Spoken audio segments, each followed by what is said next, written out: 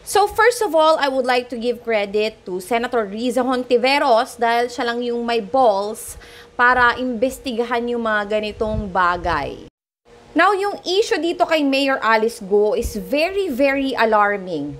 Biruin nyo for someone who cannot prove her identity, who cannot show her school credentials, she doesn't even have a diploma, diba? Tapos may elect siya bilang isang mayor, diba? Bigla na lang siyang parang literal nakabuti na sumulpot. Grabe, it's very, very alarming. Samantalang, para sa isang Pilipino, makapasok ng isang trabaho, grabe yung butas talaga ng karayom ang kailangan suotan. Lahat na requirements, mga documents na kailangan mo isubmit para lang makapag-apply ka sa entry level. Pero itong tao na to na hindi mo alam kung saan ang galing, bigla na lang nahalal bilang isang mayor, nakaka-insulto. And if she cannot prove herself, she definitely needs to be replaced. May karapatan ang Pilipino dito para mag-imbestiga sa mga ganitong usapin. Isang malaking joke kasi, biruin nyo, hindi siya maimbestigahan ng COMELEC.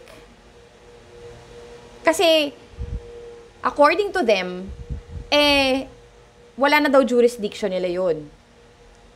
Oh my gosh, nahalal. Nahalal bilang isang public official. Pero ngayon nagkakaroon ng problema, hindi nyo maimbestigahan. Ano ang reason dito? Natapalan ba kayo ng salapi? So, meron ako mga nabasang mga articles wherein ang dami niyang tagapagtanggol. Dahil marami siya mga pinamimigay na kineme-kineme root, ganyan. Ang dali kasing mauto ng mga Pilipino sa totoo lang. Bigyan mo lang, magpa-Jollibee ka lang dyan, iboboto ka na yan. Baka nga itong si Mayor Alice Go ay kahit despite na mga ganitong pagkukwestiyon sa kanyang pagkatao, baka nga hindi pa rin to tanggalin sa pwesto at mahalal pa nga bilang congressman or mas mataas na posisyon pa, di ba? Nakakatakot yung mga ganito. Sa usapin na wala siyang maalala, di ba? Very questionable na wala kang maalala, yung mga detaling itinatanong sa iyo.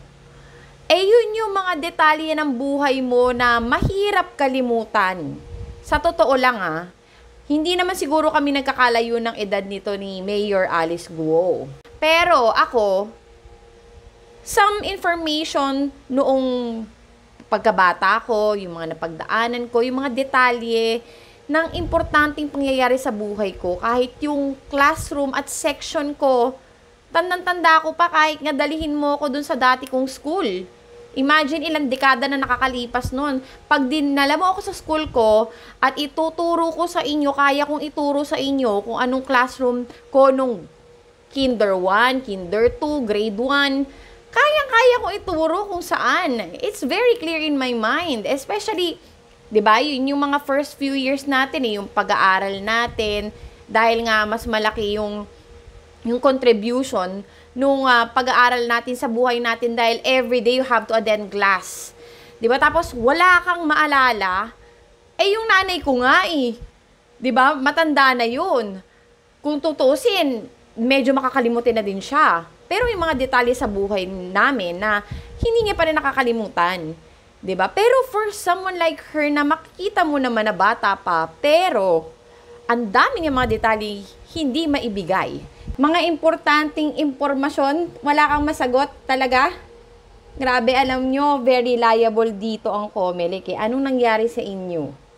Sa totoo lang, yung certificate of candidacy, yung mga forms na fill upon filing a candidacy, ano nangyari doon? Anong sinulat niya doon?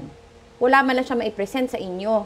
Kayo bilang COMELEC, tapos may nag-file sa inyo ng candidacy, dapat, di ba, maging masusi yung pag-iimbestiga nyo or at least sa mga nire-require nyo man lang na ibigay sa inyo, di ba? Dapat maging maging mahigpit. Pero ano kayo nangyari sa COMELEC? Bakit ganito? Napayagan yung isang kagaya ni Miss Alice Guo para mag-file ng candidacy. And allegedly, eto nga, according to the write-ups, link daw ito si Mayor Guo sa POGO. No? Meron nga ditong kumakalat na meme na sasabi Island Cove noon, Pogo Island na ngayon. Ang claim niya kasi talaga is born and raised siya sa Pilipinas, pero upon the investigation, wala siyang maipresent. Diba? Wala siyang records from elementary to high school dahil according to her, homeschooled siya. Pero at least kung homeschooled ka, dapat meron yung mga certifications, diba? Lalo na kung talagang certified yung nagtuturo sa'yo, at kung talagang galing ng taga-DepEd yun, at least meron ka man lang ma-certify, meron ka man lang hawak na document to certify na talagang gumraduate ka ng elementary, high school, and college. Otherwise, wala kang pinag-aralan.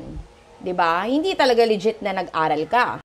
Nakakatawa kasi ang dami nagdi-dare na, sige nga, ipa-recite nyo nga sa kanya yung Panatang Makabayan at Lupang Hinirang.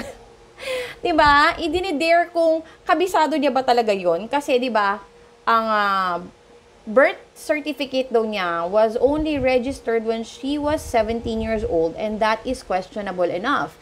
Because, bakit nga naman, na ang birth certificate mo is after 17 years pa, i-register.